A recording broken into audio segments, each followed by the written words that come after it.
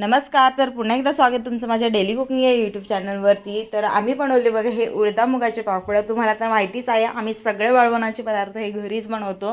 तर 2.5 किलोचे आम्ही हे उडदा मुगाचे पापड बनवले होते. त्यासाठी 1.5 किलो उडदाची डाळ आणि 1 किलो मुगाची डाळ घेतली होती. तर उडदाची डाळ अशी कपड्यानी ना चाळून घेतली. पीठ निघतं उडदाच्या डाळीतून, ते सेपरेट करायचं. त्या पिठामुळे ना पापडाचा कलर हा काळा दिसायला लागतो. तर छान पिवळा पापड दिसण्यासाठी चाळून घ्यायची आणि दोन्ही डाळी एकत्र मिक्स करून गिरणीतून बारीक दळून आणायचे. आणि 2.5 किलोसाठी 2 इथे रामबंधू पापड मसाल्याच्या पुड्या आईने मिक्स केल्या होत्या. आणि मी येण्याआधीच आईने पीठ कालून ठेवलेलं होतं. नंतर मी आले आणि घट्टसर असं हा पिठाचे उंडे भेजून घेतले. अगदी बोट पण जात नव्हतं पिठामध्ये. तर असे हे घट्ट उंडे मी पिठाचे मळून घेतले. त्यानंतर आता पाट्यावरनं हे पिठाचे उंडे जे ते कुटून घ्यायचे. आता हा अर्धा पाटा का, याचं कारण असं की मागच्या वर्षी ना माझ्या छोट्या भावाने हे पीठ कुटलं होतं. त्याने पाट्याचे 2 तुकडे केले. मी पीठ कुटायला लागले आणि लगेच माझ्या प्रिशाचं इथे पापड लाटण्याचं काम पण सुरू झालं. आणि बाजूला बसलेली आहे ती आहे माझी आजी. एक पिठाचा उंडा जो आहे तो मी छान कुटून घेतला. बघा किती मऊसूत झालेला होता हा उंडा. आणि हा कुटल्यानेच, आणि जेवढा हा पिठाचा उंडा तुम्ही कुटून मऊ करशाल ना, तेवढा हा पापड खाण्याला खुसखुशीत लागतो. बघा अगदी दोऱ्याने सहजच ह्या पिठाचे जे ते अशा लाट्या तयार होत होत्या. आणि सगळ्या एका पिठाच्या उंड्याच्या मी सगळ्या लाट्या तयार करून घेतल्या आणि लगेच पापड करण्यासाठी लागले. बाकीचं पीठ जे ते माझी आई मला कुटून देत होती. आई नाही, आजी कुटून देत होती यावेळेस. आणि असे एकदम पतले हे पापड लाटायचे. तर तुम्ही एकदा नक्की चव घेऊन बघा. मशीनमधल्या पापडाचा आणि हाताने केलेल्या पापडाची चव काहीतरी वेगळीच लागते. तर आम्ही 2.5 किलोचे पापड ना हे 3 दिवसात पूर्ण केले होते. आणि प्रत्येक दिवशी पापड झाल्यावर हे फॅन खाली थोडेसे सुकवायचे. तर पहिल्या दिवशी मी, आजी, आई आम्ही तिघी होतो. दुसऱ्या दिवशी मी आणि आई आम्ही दोघींनी हे पापड केले. आता पापड लाटण्याची प्रोसेस तर काही दाखवायची गरज नाही, कारण जसं आपण पोळ्या लाटतो तसेच हे पापड लाटले जातात. फक्त एवढं की पतला हा पापड लाटायचा. आणि तिसऱ्या दिवशी मी आणि आजीने मस्त भजनं म्हणत हे पापड जे ते पूर्ण केले. आणि तिसऱ्या दिवशीचे पापड मी आता फॅन खाली सुकवते. त्यानंतर याला ऊन दाखवायचं आपल्याला. तर टेरेसवर गेले होतो, तर टेरेस तुम्हाला दाखवावी म्हणून ही क्लिप शूट केलेली. बघा किती छान फूल आले हे झाडाला. या फुलाचं नाव काही मला माहिती नाही, तुम्हाला माहिती असेल तर मला कमेंट करून एकदा नक्की सांगा. त्यानंतर हे आहे बेलाचं झाड. आणि खाली परत एक बेलाचं झाड आहे. थोडंसं कढीपत्ता लावलेला आहे.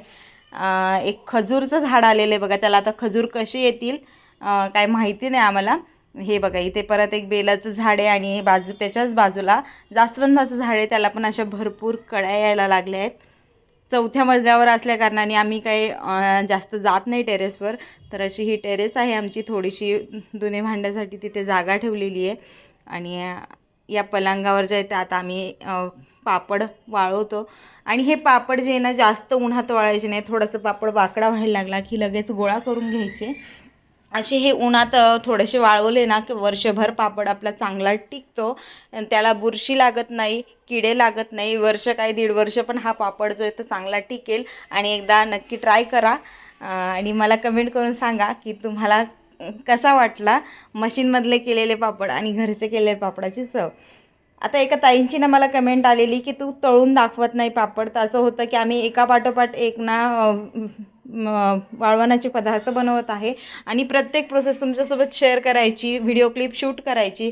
त्यामुळे ना मोबाईलचा स्टोरेज फुल व्हायला लागला आहे. तर त्यामुळं रोजच्या रोज व्हिडिओ जो आहे तो मी अपलोड करते आहे. आणि एकदा सगळे वाळवणाचे पदार्थ झाले की एका शॉर्ट व्हिडिओमध्ये मी तुम्हाला सगळे हे पदार्थ जे तळून दाखवेल. आणि नक्की तळून दाखवेल. तुमचा माझ्या व्हिडिओला जो प्रतिसाद येतो आहे ना, तो पाहून मला खूप आनंद होतो आहे. असाच तुमचा रिस्पॉन्स मला भेटत राहो, हीच मी देवाकडे प्रार्थना करते. आणि मी लवकरात लवकर माझं चॅनल ग्रो होऊ दे.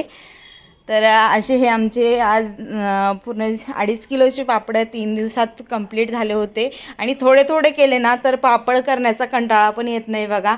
एकदमच खूप मोठं पीठ भिजून ठेवायचं आणि मग कंटाळा येतो त्या पापड करण्याचा. असं करू नका, थोडं थोडं करा आणि थोडं थोडं पापड लाटा. तर बघा तुम्हाला पण काय म्हणतात ना, इंटरेस्ट येत राहतो असे पदार्थ करण्यामध्ये. तर असे आम्ही हे उन्हात सगळे पापड वाळवून घेतो. आणि तुम्हाला जर माझे व्हिडिओ आवडत असतील तर प्लीज व्हिडिओला लाईक करा, शेअर करा, चॅनलला सबस्क्राईब करा आणि माझा व्हिडिओ तुम्हाला कसे वाटतात ते कमेंट करून मला एकदा नक्की सांगा. तर असे हे संपूर्ण पापड आमचे झालेले आहे. आता पुढचं राहिले खारोड्या आणि कुरड्या करायचं. पण पावसाचं काय आहे ना, कधी पण पाऊस येऊ लागला आहे तर कधी करावं आणि कधी नाही असं व्हायला लागलं आहे. बघू पावसाचा अंदाज बघूनच आम्ही आता खारोड्या आणि कुरड्या करायचा विचार करतो आहे. चला तर मग माझे व्हिडिओ असेच बघत राहा आणि व्हिडिओला असंच छान छान रिस्पॉन्स देत राहा. तर असे एकामागून एक सगळे पापड वाळू घालून घेतले आणि असे 2.5 किलोचे आमचे असे एवढे पापड झाले आहेत. आपण भेटूया पुढच्या व्हिडिओमध्ये. तोपर्यंत बाय.